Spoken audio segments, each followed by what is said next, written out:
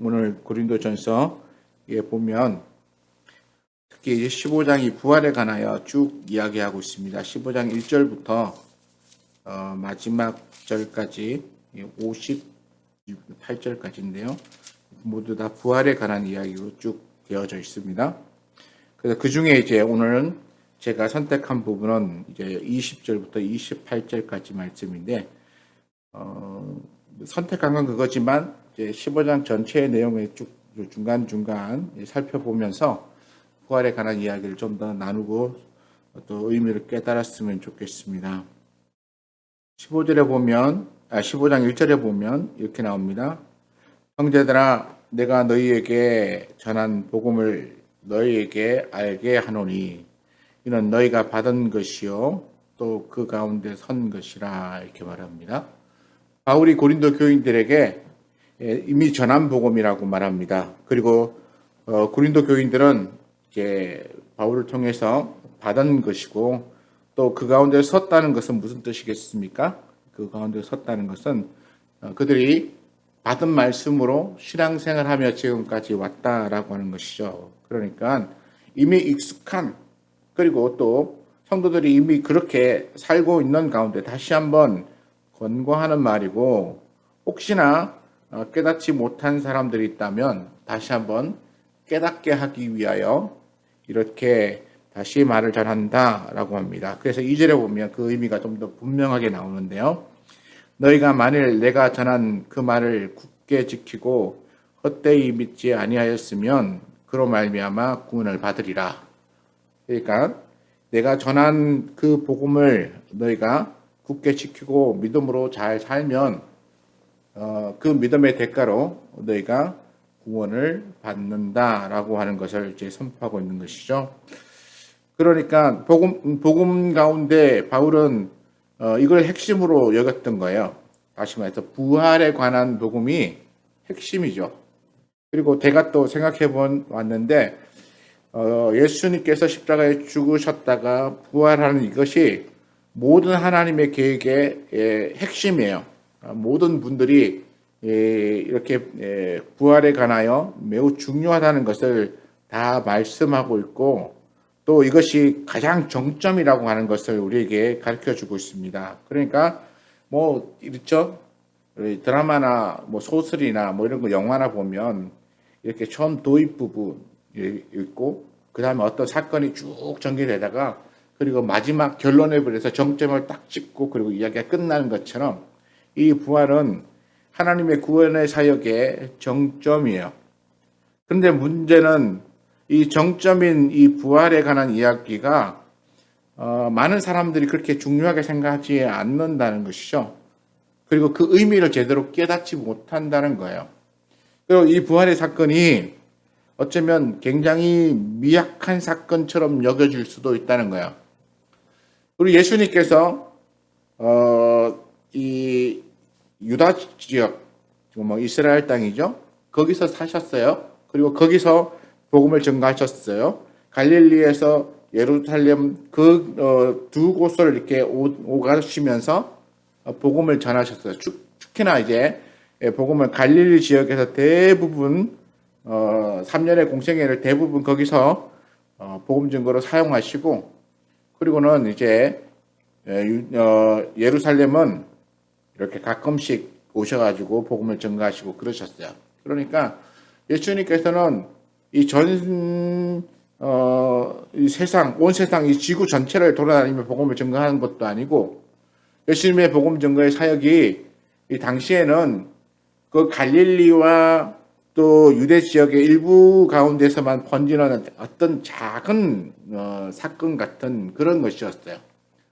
그런데 이것이 오늘날 와서는 굉장한 의미이고, 또 우리가 돌아봐서 생각해 보면 이게 전 지구 통째로 우리가 가장 중요한 일이다. 그리고 또 더 나가서는 좀 확대하면 전 우주적으로도 가장 중요하고 더 큰 사건이다라고 말할 수 있는 사건입니다. 왜 그렇게 말할 수 있냐면, 우리 지구라고 하는 곳에서 아주 작은 지역인 이 이스라엘 땅에 그리고 또 특히나 갈릴리라고 하는 그 아주 시골, 그 낯선 곳, 조그만한 곳에서 일어났던, 그리고 또 예루살렘이라고 하는 그 작은 성에서 일어났던 그 사건이 왜 이렇게 놀라운 일인가라고 하면, 이게 관점이 우리 자신이 아니라 하나님의 관점으로 바라봐야 한다는 거예요. 이게 부활에 대한 것은 이제 관점을 변화시키지 않으면 이게 그냥 나를 위해 죽으셨다라고 하는 감성에 젖어가지고 그걸 감성으로만 이해하고 넘어가는 경우가 너무 많은데, 그게 아니고 부활에 가는 것은 매우 놀라운, 감성이 아닌 합리적인 놀라운 사건이에요. 그리고 또 이 그 부활에 가는 것들 사람들이 생각할 때 뭘 생각하냐면, 좀 부활의 사건이 우리를 구원하고 뭐 이렇게 한다고 하니까 이거는 우리가 잘 이해할 수 없지만 하나님의 신비로운 능력으로 이루어내시는 그러한 사건이다라고 생각해서 약간 신비하게만 생각해요. 신비적인. 왜냐하면 우린 잘 이해할 수 없으니까. 예수님이 십자가에 죽으셨는데 내가 어떻게 구원을 받아? 예수님이 십자가에 죽으셨는데 왜 내 죄가 도말되지? 예수님이 하신 일, 그것도 우리랑 굉장히 멀리 떨어진 곳에서 예수님이 나랑 상관없는 그 2000년 전에 죽으시고 부활하신 사건이 나에게 영향을 끼쳤다라고 하는 것은 굉장히 신비로운 것처럼 여겨져서 우리는 이게 너무 신비하다, 그리고 이해할 수 없다, 이렇게 넘어가지만, 그러나 이 부활의 사건은 굉장히 합리적이고 논리적이고 그리고 굉장히 체계적이에요. 우리 주님은 그저 두리뭉실하게 모든 걸 넘어가지 않아요. 우리 하나님께서는 자신의 모든 계획을 짜시고 실행하시고 할 때는 굉장히 논리적이고 합리적으로, 그리고 빈틈없이 진행하신다라고 하는 것을 알 수 있어요. 그건 왜냐하면 하나님이시니까. 그리고 하나님이라고 뭉뚱그리자는 게 아니고 하나님이 계획하시고 세우신 그 놀라운 계획은 그만큼 더 치밀하시니까. 그리고 이제부터 예수님께서 죽으시고 부활하신 이 부활의 사건이 왜 합리적이고 논리적일 수밖에 없는가라고 하는 것을 오늘 본문을 통해서 우리가 살펴보고자 해요. 오늘 본문 이제 12절에 가면, 15장 12절에 가면 이렇게 나옵니다. 그리스도께서 죽은 자 가운데서 다시 사셨다 전파되었거늘, 이렇게 나와요.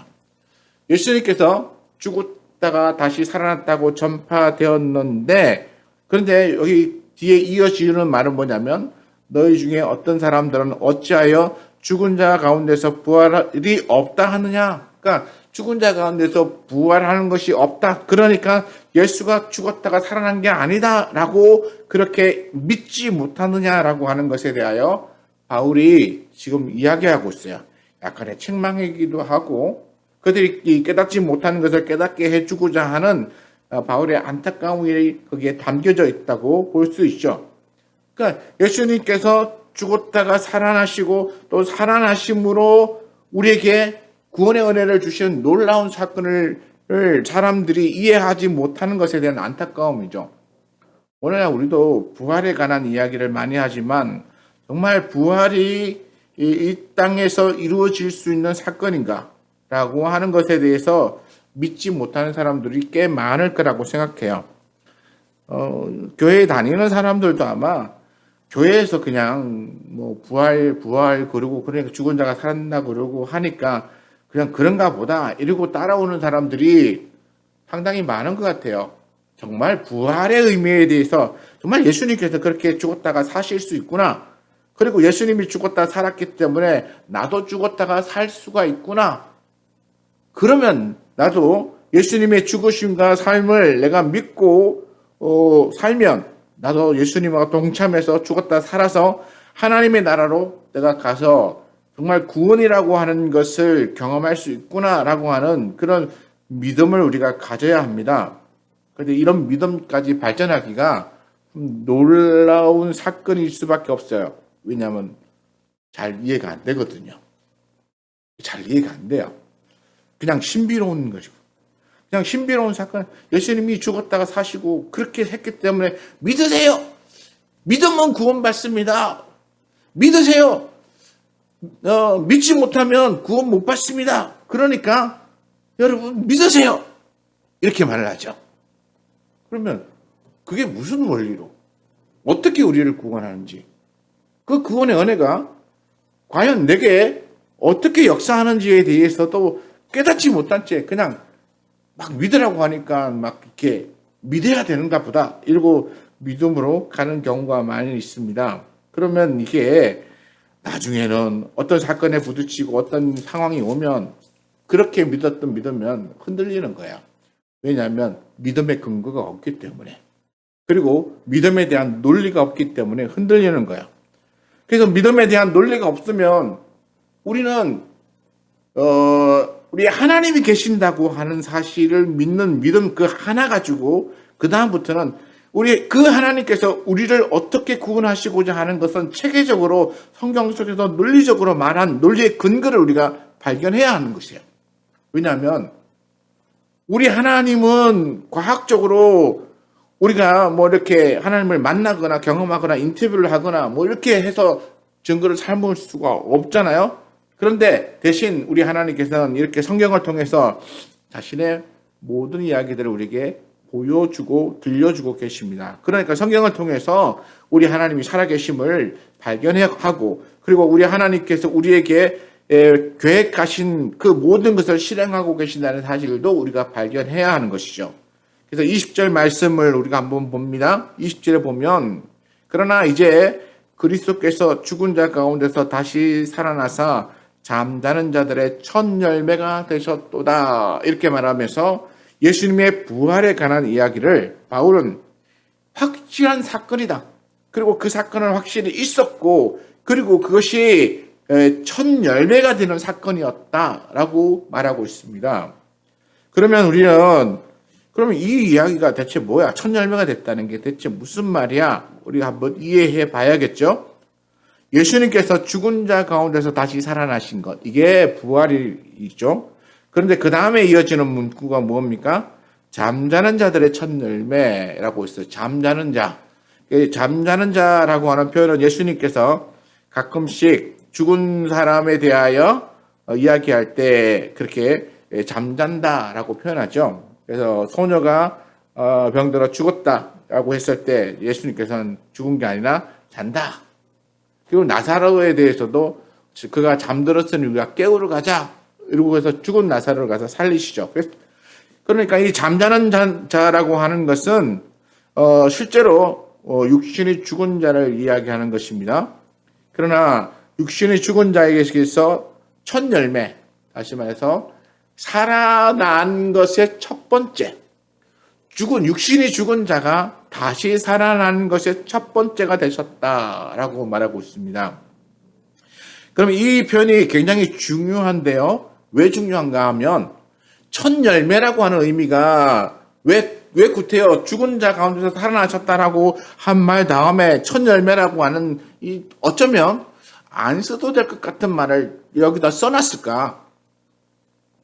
이것은 안 써도 되는 말을 쓰는 게 아니라 굉장히 중요한 의미가 있기 때문에 써놓은 거예요. 그리고 유대인들은 이 첫 열매라고 하는 그 의미를 너무나 잘 알고 있었어요. 그러니까 이 첫 열매라고 하는 의미에 대하여 구태여 뭐 줄줄줄줄 지금 제가 설명하려고 하는 이런 내용들을 설명하지 않아도 유대인들은 다 그 의미를 알고 그냥 다 받아들일 수 있었어요. 이게 뭐냐면 이 첫 열매라고 하는 것은 추수와 관계되는 것이에요. 그리고 첫 열매는 10의 1조와 관계되는 것이었어요. 그러니까 유대인들은 농사를 지어서 그 농사를 지은 것 중에 첫 열매를 하나님께 바쳐야 한다라고 하는 모세를 통하여 받은 율법 조항이 있어요. 그러니까 나무의 열매도 첫 열매를 하나님께 바치고, 그 다음에 곡식의 열매도 첫 열매를 하나님께 바치는 거야. 첫 수확한 것을. 그래서 우리 하나님께서는 그렇게 사람들에게 너희 첫 열매를 하나님께 바쳐라, 이것은 하나님의 것이니 하나님께 바치는 것이 옳다라고 말씀하셨어요. 심지어 무엇까지 첫 열매를 바치라고 하셨습니까? 자기 집에서 나는 동물들의 첫 새끼도 하나님께 바치고, 그리고 사람에게서 태어나는 첫째 아들도 하나님께 바치라고 했어요. 하나님의 것이니. 그러니까 하나님은 이 세상에서 나는 모든 것의 첫 번째 생산물 또는 생명이 있는 첫 번째 것은 다 하나님의 것이니 하나님께 바치라고 말씀하셨어요. 그러니까 여기 첫 열매라는 의미는 바로 그런 의미가 있는 거예요. 이 죽은 자 또는 잠자는 자 가운데서 살아난 첫 번째 열매, 그 첫 번째 생명, 또 첫 번째 사람, 이것은 하나님의 것이다 라고 하는 의미를 가지고 있는 거예요. 그러니까 예수님께서는 이 죽은 자들 가운데서 다시 부활하신 첫 번째 사람이시고 첫 번째 존재이세요. 그러니까 예수님은 이 부활의 첫 열매이면서 하나님의 것이죠. 그렇죠? 근데 이게 우리가 한 가지 더 이해해야 할 것이 뭐가 있냐면, 그렇게 첫 열매를 하나님께 바치어서 하나님께 드리고 뭐 그래 그런 의미를 우리가 이해하고 넘어갔지 이러고 말면 그 다음에는 이해가 잘 안 돼요. 여기에 따라오는 내용이 있어요. 그게 뭐냐면 첫 번째 것은 하나님께 바치고 그 나머지는 너희가 먹을 것이니 라고 하셨어요. 그러니까 첫 번째 열매를 바치고 난 다음에 다음에 나는 곡물들은 누가 먹어요? 농사를 짓는 사람들이 먹는 거예요. 첫 번째 그 짐승, 소나 양이나 첫 번째 짐승은 하나님께 바치고 나머지 짐승은 누가 했습니까? 그 동물을 기르는 사람이 갖는 거예요. 그 첫 번째는 하나님께 바치고 나머지는 그 사람이 가져요. 그런데 하나님은 어떻게 생각하시냐면 너희가 그 첫 번째 것을 내게 바치고 나면 내가 그 모든 것을 받은 것으로 인정하고 그리고 그 나머지 열매는 너희가 먹어라. 이렇게 하나님께서 사람들에게 주시는 것이거든요. 이게 첫 번째 열매의 개념이에요. 그러면 이걸 부활과 관계되어서 우리가 생각해 보면 어떠냐면 죽은 자 가운데서 첫 번째 살아나신 예수님을 하나님이 받으셨어요. 그리고 첫 번째 열매를 받으실 때에 첫 번째 열매를 받는 걸로 끝난 게 아니고 처음 익은 열매를 바쳐서 받으시고 나면 나머지 것을 다 받은 것으로 인정해 주시는 거야. 그러면 우리가 예수 그리스도 안에서 예수님과 더불어 하나가 되어서 예수님이 이 첫 번째 열매이고 나는 그 다음의 열매로 그렇게 인정되어지는 삶을 살면 그럼 예수님이 하나님께로 들림 받아서 하나님의 것으로 인정되는 순간 우리가 다 하나님의 것이 되는 거예요. 이전까지는 우리가 하나님을 알지 못하는 자로서의 죄를 지으며 불순종의 삶을 살았는데 그런데 이제 예수님이 나를 위하여 십자가에 지시고 죽으셨다가 살으셨고 그래서 우리 하나님이 그로 말미암아 그 믿는 자들을 구원하신다는 사실을 내가 믿음으로 그 믿음에 동참하면 그러면 우리는 예수님의 뒤를 따라서 내가 두 번째, 세 번째 아니면 100번째, 10,000번째 또는 100,000번째 열매가 될 수 있는 거야. 그래서 첫 번째 열매를 받으신 하나님께서 이 100,000번째 들어오는 또는 뭐 수십억 번째 들어오는 나 같은 영혼도 하나님의 것으로 인정하시는 거야. 그러니까 예수님의 부활을 믿고 따르는 모든 사람들이 받아서 같이 누릴 수 있는 구원의 은혜인 거예요. 그냥 나를 위해서 십자가를 지셨으니까 감성적으로 얼마나 아프셨을까 뭐 이러고 그냥 구원의 은혜에 대해서 그냥 감성적으로만 생각하는 게 아니라 이렇게 성경 안에 논리적으로 우리 주님이 계명을 통하여 사람들에게 부활이 어떻게 사람들에게 영향을 끼칠 수 있는가를 이렇게 성경 속에다 다 기록해 놓으셨고 그리고 그것을 안 바울이 이 고린도에 있는 성도들에게 너희는 부활의 첫 열매를 너희가 믿으니 너희는 그 다음 열매로 자연히 하나님 앞에 바쳐지는 하나님의 곡물이다. 하나님이 받으실 만한 사람들이다라고 하는 것을 말해주고 있는 것이죠. 또 22절에 보면 아담 안에서 모든 사람이 죽은 것 같이 그리스도 안에서 모든 사람이 삶을 얻으리라 라고 되어 있어요. 아담 안에서 모든 사람이 죽었다는 의미가 무엇입니까? 이 아담 안에서 죽었다라고 하는 것도 이 첫 열매의 의미하고 굉장히 같아요. 아담이 사실 하나님이 창조하신 첫 번째 사람이잖아요. 그리고 아담의 갈비뼈로 하와를 이제 창조했는데 아담과 하와는 하나님이 창조하신 첫 번째 사람이에요. 이 첫 번째 사람이 하나님의 말씀에 순종하며 살도록 되어져 있는데 하나님의 말씀에 불순종하고 하나님이 하지 말라는 것을 했어요. 죄라는 것은 하지 말라는 것을 하는 거죠. 하면 안 되는 것을 하는 게 죄거든요. 그리고 하나님이 정하신 것에 대하여 거역하고 하는 게 죄예요. 죄라고 하는 것은 뭐 잔혹하고 뭐 이런 것만 생각하는 게 아니라 불순종의 의미가 있는 그 모든 행위는 다 죄예요. 그러니까 하나님이 이 동상 중앙에 있는 선악을 알게 하는 나무의 열매는 먹지 말라고 했는데 뱀의 말을 듣고 가서 그걸 따먹어 버리죠.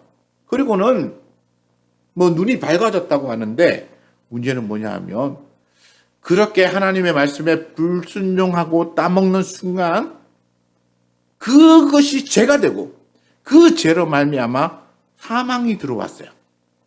그리고는 이 아담과 하와는 하나님께서 창조하신 첫 번째 열매이기 때문에 그 첫 번째 열매가 죄로 인해서 사망의 이 지배 아래 놓이게 되고 그리고 그 이후에 태어난 모든 사람들이 동일하게 사망의 지배 아래 놓이게 되는 거예요. 그랬는데 예수님께서 오셔서 부활의 첫 열매가 되셨어요. 21절에 보게 되면 사망이 한 사람으로부터 말미암았으니 죽은 자의 부활도 한 사람으로 말미암는도다. 이렇게 한 사람이 죄를 지어서 그의 모든 후손이 그 죄 아래 놓여갖고 다 죽는 길로 갔지만 이제는 예수님이 다시 새로운 것의 첫 열매가 되셔가지고 다시 이 첫 열매를 이어서 나오는 믿음의 사람들은 다 하나님 안에서 생명의 열매로 거듭나는 거예요. 생명의 열매로. 아담을 따랐던 그때는 죽음의 사망의 열매로 계속 태어났다면 이제는 예수님을 따르는 사람은 생명의 열매로 계속 거듭나는 거야. 그러니까 이 부활이라고 하는 게 또 하나님께서 이 부활을 통하여 구원하시고자 하는 게 얼마나 논리적이에요. 그냥 신비한 것만 있는 게 아니고 굉장히 논리적인 거야. 이건 이런 원리로 너희가 예수를 죽음에서 부활한 그리고 너희 죄를 위하여 죽고 부활한 존재로 믿느냐? 그러면 그 믿음으로 말미암아 너희는 거기에 동참하는 자가 되고 그렇게 동참하면 첫 열매를 이어서 다음번 열매가 너희가 되는 것이다 라고 하나님께서 말씀해 주는 거예요. 우리 나무에서 첫 열매를 따고 나면 두 번째 나무의 열매가 없나요? 첫 이삭을 따내고 나면 그 다음에는 나머지 이삭은 없어지는 건가요? 아니죠. 첫 열매를 따고 나도 나중에 가면 또 두 번째 열매, 세 번째 열매 계속해서 열매가 그 나무에서 나는 것처럼 예수님이 첫 번째 열매이고 그 다음에 태어난 열매, 그 다음에 믿음으로 계속 태어난 열매가 되어졌을 때 우리는 예수 그리스도로 말미암아 이 부활도 계속해서 우리에게 일어나는 것이야. 그래서 죽은 자의 부활도 한 사람으로 말미암아 그 다음 사람 그래서 22절에 가면 그리스도 안에서 모든 사람이 삶을 얻으리라 이렇게 말합니다. 그리스도 안에서 모든 삶을 얻으리라. 하시면서 한 사람 첫 열매를 통하여 그 믿음을 따라가는 사람은 계속해서 하여튼 그 믿음 안으로만 들어오면 계속해서 생명을 얻는 놀라운 일들이 벌어지는 것입니다. 그래서 23절에 봅니다. 그러나 각각 자기 차례대로 되리니 먼저는 첫 열매요. 다음에는 그 강림하실 때에 그리스도께 속한 자요. 이렇게 말하고 있어요. 첫 열매. 순서적으로 말하면, 그러니까 지금 고린도 교인들이 혹시나 이해하지 못할까봐 다시 한번 바울이 설명하는데, 내가 다시 한번 설명할 테니 잘 들어봐. 첫 번째는 첫 열매인 그리스도가 먼저 부활하는 거야. 그리고 난 다음에 두 번째는 그가 강림하실 때에 그리스도에게 속한 자가 부활하는 거야. 그리고 난 다음에 무슨 일이 벌어지냐면 24절에 가면 그 후에는 마지막이니 그가 모든 통치와 모든 권세와 능력을 멸하시고 나라를 아버지 하나님께 바칠 때가 되는 거야. 이게 뭐냐면 믿음으로 말미암아 그리스도와 함께 부활에 동참해서 이 놀라운 하나님의 구원 사역이 이루어지고 나면 그 다음에는 이 구원 사역으로 말미암아 뭐가 이루어지냐면 하나님의 나라가 이루어지는 거예요. 하나님의 나라는 있잖아요. 뭐 전쟁을 벌여가지고 총과 칼이나 이런 걸로 하는 게 아니고 예수 그리스도를 믿음으로 말미암아 첫 열매가 태어나는 것처럼 두 번째 열매가 태어나고 세 번째 열매가 태어나고 네 번째 이렇게 해서 계속 새로운 열매들이 이 첫 열매의 질을 이어서 계속 존재하면서 이 그리스도 안으로 들어가서 그 수가 늘어나는 것이죠. 이게 하나님의 나라의 확장이에요. 하나님의 나라의 확장. 그렇게 해서 예수 그리스도가 머리시고 우리는 그의 몸을 이루어서 그 안에서 믿는 사람들이 많아짐으로써 나라가 되는 거야. 그러니까 예수 믿는 사람이 하나님 나라의 하나의 백성으로서 하나의 구성으로 들어가서 존재하는 것이죠. 그러니까 이것이 하나님이 정하신 때가 차면 그러면 무슨 일이 벌어지냐면 예수님께서 이 나라를 아버지 하나님께 바치는 거예요. 아버지 하나님 앞에 하나님께서 내게 맡기신 사명을 제가 감당함으로써 하나님의 나라를 이렇게 온전하게 회복했습니다. 라고 해서 바치는 거예요. 근데 이게 부활로 말미암아 하나님의 나라가 회복되는 것이에요. 그러니까 부활의 의미가 하나님 나라 회복하고 떨어질 수가 없는 거예요. 부활의 의미가 하나님의 나라하고 전혀 상관없는 딴 얘기가 아니라 오직 예수 그리스도의 부활로만 하나님의 나라가 이루어지는 거예요. 첫 번째 예수님이 첫 열매가 되고 그 다음에 두 번째 예수님을 따라서 믿는 사람들이 구원을 얻고 그 구원을 얻는 사람들이 그 다음부터 계속해서 구원에 동참하게 되면 그 다음에 무슨 일이 벌어지냐면 24절에 그가 모든 통치와 권세와 능력을 멸하고 여기에 말하는 통치와 권세와 능력은 세상의 권세를 말하고 세상의 통치를 말하고 그리고 세상의 권세를 말하는 거예요. 이 땅에서 뭐 왕이니 대통령이니 뭐 막 이러면서 뭔가 권력을 가지고 있는 것처럼 행사하는 이 사람들의 그 모든 것들을 다 제압하는 거예요. 어떻게 제압해요? 그들이 예수 그리스도를 믿음으로 믿음 안에 들어오면 그들이 그 권력을 내려놓게 되어 있는 거예요. 예수 그리스도를 믿는 믿음 안에 들어오면 자신의 통치로 사람을 억압하던 그 모든 행위를 중단하고 하나님에게 복종하며 하나님의 말씀대로 순종하는 삶을 살게 되는 거예요. 그걸 거역한 사람은 하나님의 대적자가 되는 것이죠. 그러니까 우리 예수님께서 부활이라고 하는 것을 통해서 사람들을 구원하시며 그들을 변화시키시고 그들을 새로운 사람 만드는 거예요. 죽은 자에서 산 자로. 그런데 죽을 때 뭐가 죽어요? 죄가 죽고 그리고 생명이 살아나는 거예요. 그 생명은 예수 그리스도로 말미암아 전혀 다른 새로운 생명이 살아나는 거예요.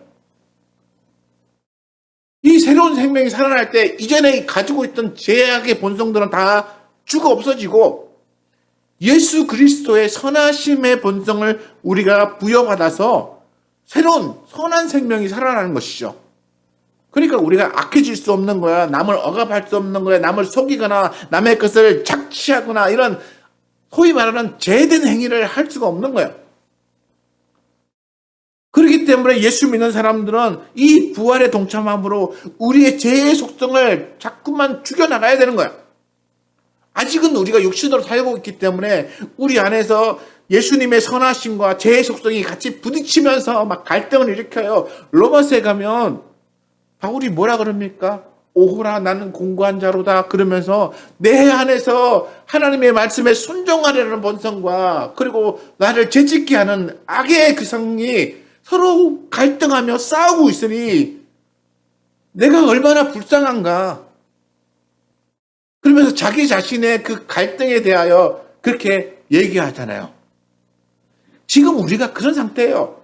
우리는 이제까지 죄의 본성 속에 살아서 우리 안에 죄가 있고 여전히 우리는 틈만 나면 죄 지으려고 그러고 틈만 나면 욕하고 비난하고 싸우려고 그러고 그리고 하나님의 말씀 순종하기보다는 죄라고 하는 것에 더 많이 따라가려고 하는 그런 본성들이 자꾸만 나타나요.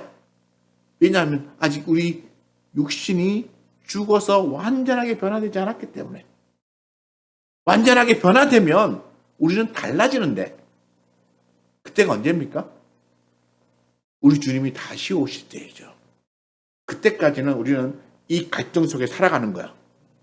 그런데 우리는 예수 안 믿는 사람들과는 다른 게 있는데 그게 뭐냐면 내 속에 예수 그리스도를 믿음으로 말미암아 그 부활하신 예수님의 그 구원의 은혜가 내 속에 들어가 있는 거예요.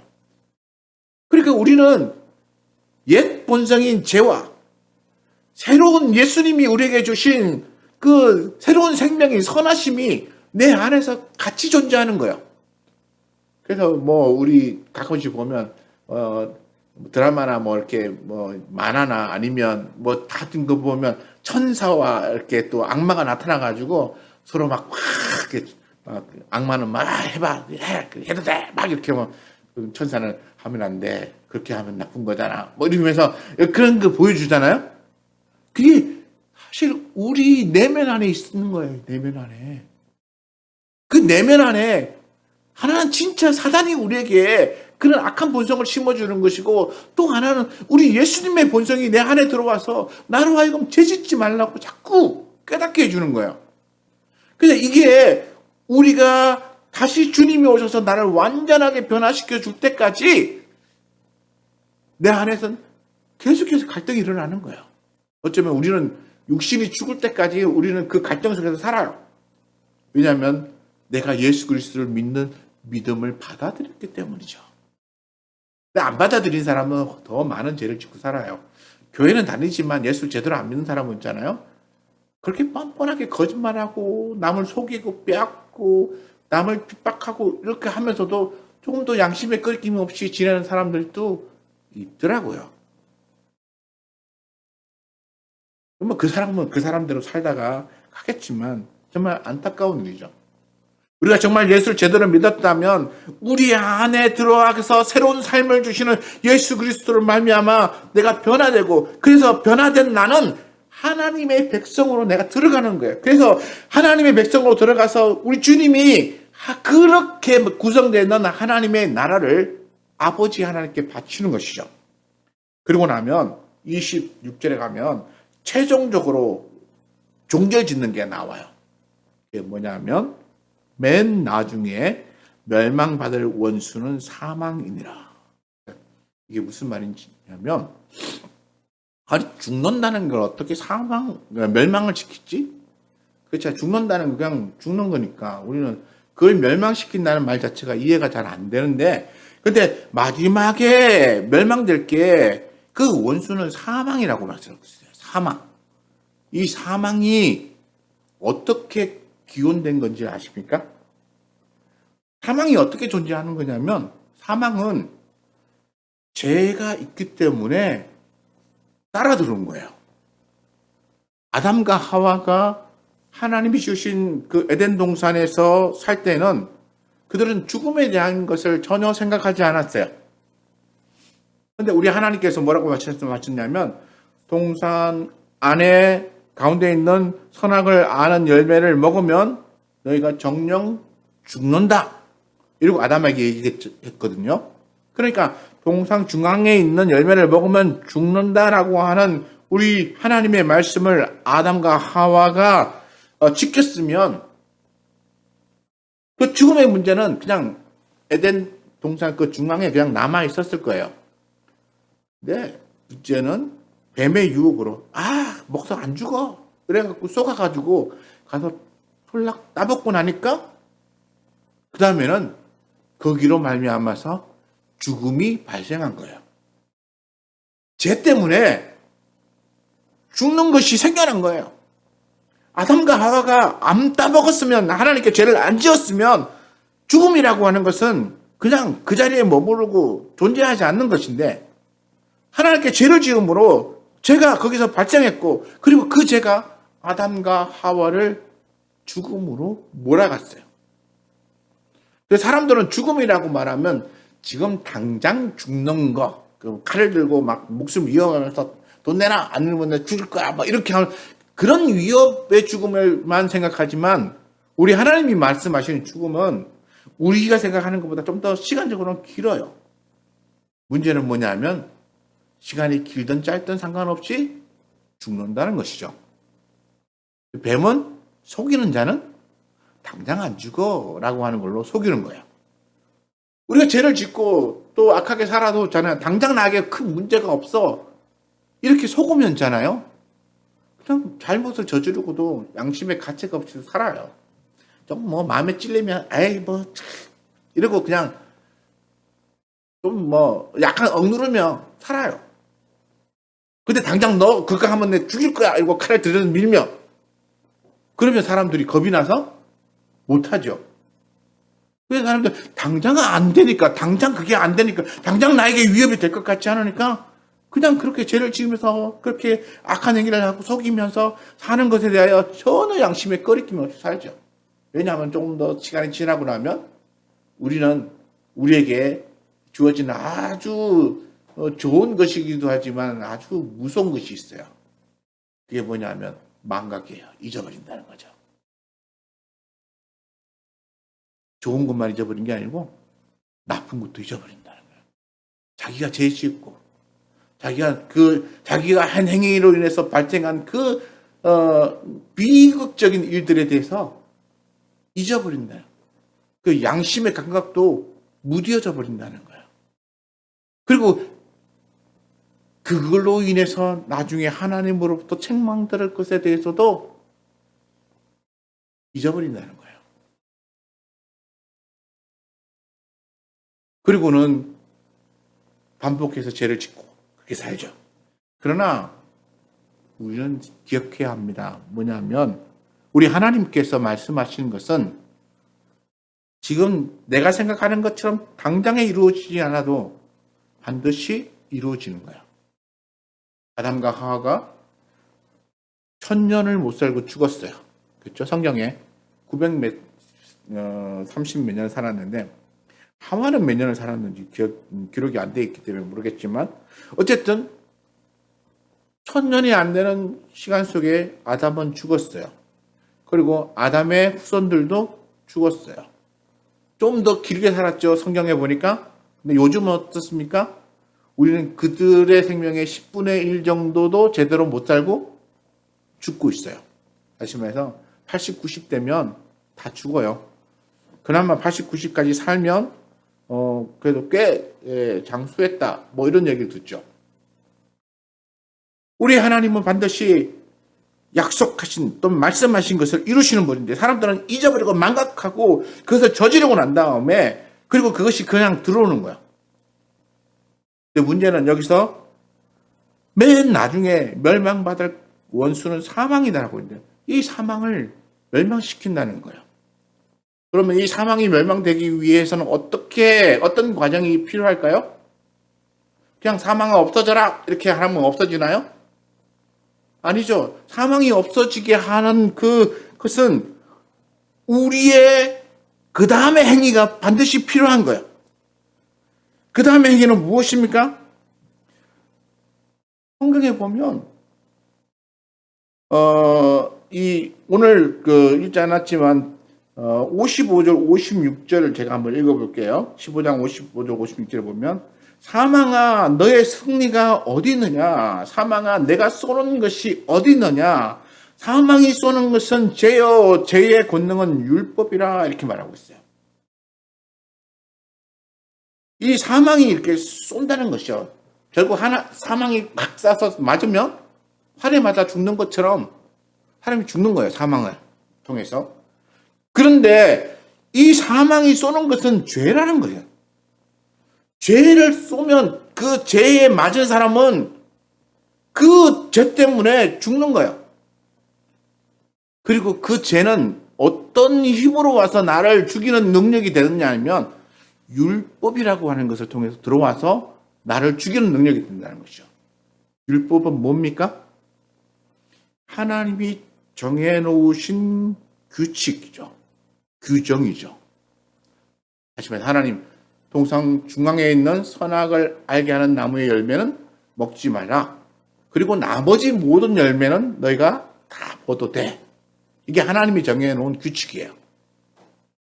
그러니까 하나님이 정해놓은 규칙이 동상 안에 있는 나무의 모든 열매는 다 자유롭게 네가 먹고 싶은 대로 따먹어도 되지만 딱 한 가지 동상 가운데 있는 선악을 알게 하는 나무의 열매만은 따먹지 마라. 이걸 따먹으면 너는 죽을 것이다. 이게 하나님이 정해놓으신 첫 번째 율법이에요. 그런데 이 첫 번째 율법을 아담과 하와가 뱀의 유혹을 듣고 그걸 범한 거예요. 그리고 나니까 이것이 죄가 되었어요. 그리고 그 죄는 결국 사망을 가져온 것이죠.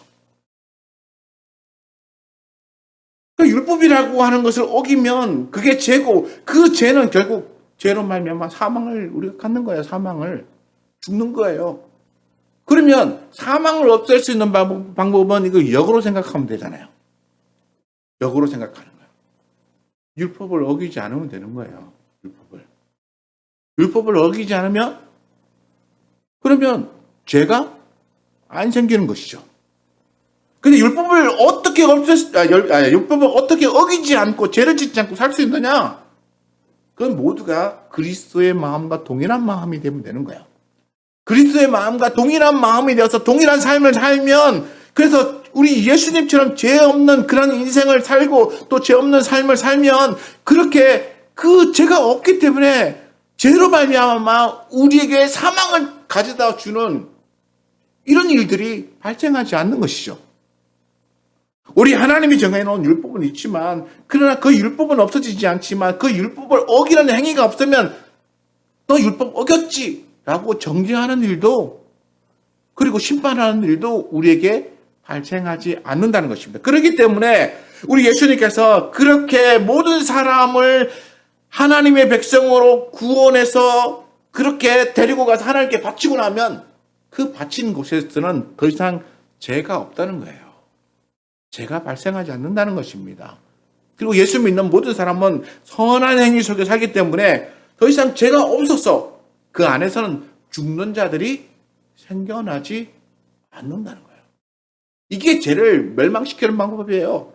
죄를 없애는 방법이에요. 그리고 하나님 나라에서 우리가 영원히 살 수 있게 하는 하나님의 방법이에요. 27절에 보면 이렇게 나옵니다.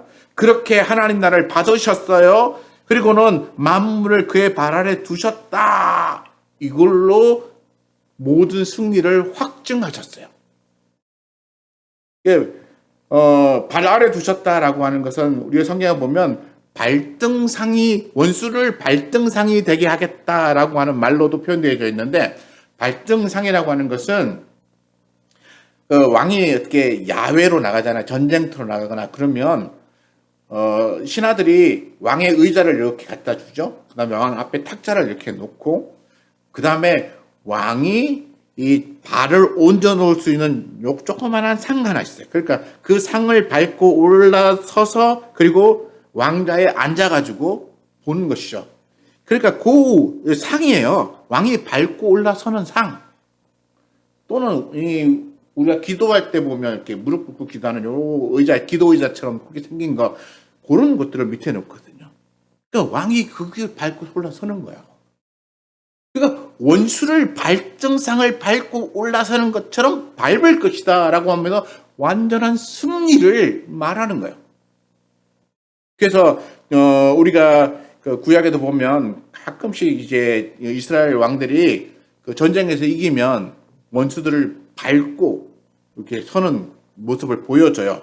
그리고 또 심지어 어떤 경우에는 그 적 왕들을 밟고 말을 타요. 왜냐하면 말이 이게 좀 크다 보니까 높이 있으니까 누군가가 밑에서 발을 받쳐줘야 이게 말을 탈 수 있잖아요. 그런데 그 받쳐주는 역할을 상대 자기가 정복한 나라의 왕을 거기에 엎드리게 하고 무릎 꿇어 엎드리게 하고 그리고는 그걸 밟고 말을 타요. 이게 발등상의 의미예요. 그러니까 완전히 원수를 진멸해서 승리를 얘기하려는 거죠. 이게 뭘 통해 이루어진다고요? 와, 뭐 주여 전쟁 어찌고 뭐 영적인 전쟁 잖아요. 그게 그런 의미 전쟁이 아니고 예수 그리스도를 믿음으로 부활에 동참하는 거예요. 믿지 않는 사람들을 예수 그리스도를 믿게 하고 부활에 동참시키는 거예요. 그리고 부활에 동참하는 사람들은 그 죄의 습성은 버리고 예수 그리스도로 말미암아 새로운 마음을 얻어서 그 새로운 마음에 순종하여 더 이상 죄를 짓지 않게 하는 것이죠. 그래서 더 이상 죄를 짓지 않고 오직 하나님의 율법에 순종하는 예수 그리스도의 순종의 삶을 본받아 살아가는 사람이 이 땅 가운데 가득하면 더 이상 사망은 사람들에게 역사할 수 없는 거야. 아무 힘도 쓸 수 없는. 그러니까 사망아 너의 쏘는 것이 무엇이냐 어디 있느냐 이러면서 네가 과연 사망으로 사람을 죽이면서 이제까지 승리를 맛보았는데 이제는 예수 그리스도로 말미암아 그 사망 자체 너희가 정죄할 수 있는 것이 없기 때문에 너희 쏘는 게 어디 있느냐. 이제는 죄란 것이 존재하지 않으니 너는 이제 완전히 패망했다 라고 그렇게 바울이 승리를 이야기하고 있는 부분이에요. 이게 얼마나 놀라운 구절입니까? 이게 승리를 이야기하고 있는 놀라운 의미를 갖고 있다는 사실을 깨달으면 이게 사망아 그냥 이 말이 되게 좀 근사하긴 해요. 그러면 사망아 너의 승리가 어디 있느냐? 사망아 내가 쏘는 것이 어디 있느냐?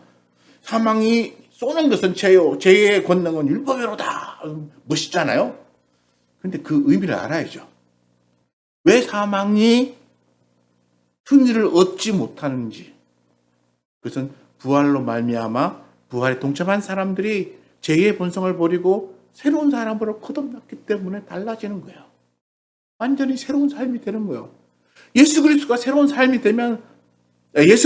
새로운 삶이 되면 그 사람 때문에 주변이 다 바뀌고 변화되는 거예요. 그래서 예수 믿는 사람들이 많아지면 세상이 변해야 되는데 우리 한국에 정말 교회가 너무나 많고 그리스도인이라고 하는 사람이 너무나 많은데도 변화되지 않는 이유는 뭘까요? 교회 안에 들어와 있으면서도 그 본성을 변화시키지 않고 여전히 욕심과 죄의 그 성질을 가지고 하는 사람들이 아직도 많아서 그래요. 그 사람들 때문에 교회가 뭐 안 되니 이렇게 할 필요는 없죠. 내가 먼저 예수 잘 믿고 하나님의 말씀 순종하고 그리고 나를 통해서 영향이 그런 사람들에게 끼쳐져서 그 사람들이 변화되기를 바라는 거예요. 막 욕하고 싸고 너는 왜 그래? 너는 왜 교회 다니면서 네 직분이 뭔데? 너 그러면서 왜 그렇게 살아? 막 이렇게 싸워봐야 우리가 얻을 수 있는 게 아무것도 없어요. 그냥 내가 예수 믿고 내가 변화된 삶을 삶으로써 내 변화된 삶이 그 사람에게 영향력을 끼칠 수 있어야 그 사람도 진짜 예수님을 믿고 산다는 게 무언가라고 하는 것을 그 사람들이 경험하게 되잖아요. 몰라서 못 사는 사람들도 많아요. 그러니까 오늘 우리는 이 부활의 의미로 말미암아서 내가 부활에 동참하는 자가 되어 예수 안에 들어가면 내 삶이 바뀐다는 거예요. 그래서 저는 그리스도 안에서 삶을 얻으리라. 어떤 삶이요? 그리스도의 삶을 얻는 거예요. 변화된 자의 삶, 하나님의 백성으로서의 삶, 진정한 믿음의 놀라운 그런 삶을 우리가 살게 되는 것입니다. 오늘 우리 부활절을 맞아서 내가 진짜 부활에 동참한 자인지 내 삶이 변화된 부분들을 한번 살펴보시기 바랍니다. 그리고 아직도 우리는 죄의 속성이 남아있다는 사실을 깨닫고 계속해서 죄의 본성은 이것은 자꾸 억누르고 멀리하고 주님께서 우리 예수님께서 주시는 그런 새로운 선한 삶에 우리는 더 많이 치중하고 그리고 그것을 얻기 위하여 더 많이 노력하고 애쓰는 그래서 저 진짜 부활에 동참하시는 저와 여러분 되시기를 축원합니다. 기도하겠습니다.